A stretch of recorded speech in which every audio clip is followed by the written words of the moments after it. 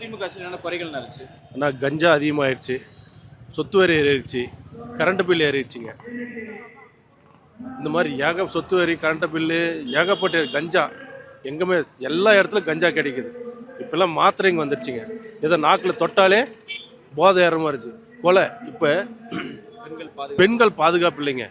இப்போ ரீசெண்டாக ஒரு மூதாட்டியை பாலியல் தொந்தரவு கொடுத்தாங்க.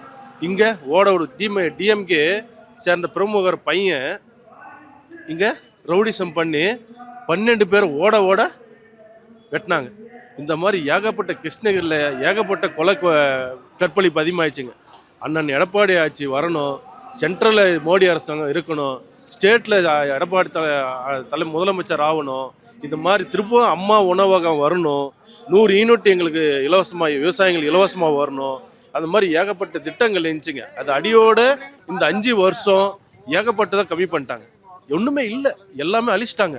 அதுக்கப்புறம் அண்ணன் எடப்பாடி இருக்கும்போது 5 லட்சம் கோடிக்கு மேலே இந்த கடனை இப்போ 11 லட்சம் கோடி ஆக்கிட்டாங்க. இப்போ 11 லட்சம் கோடியை கடனை டபுள் ஆக்கிட்டாங்க.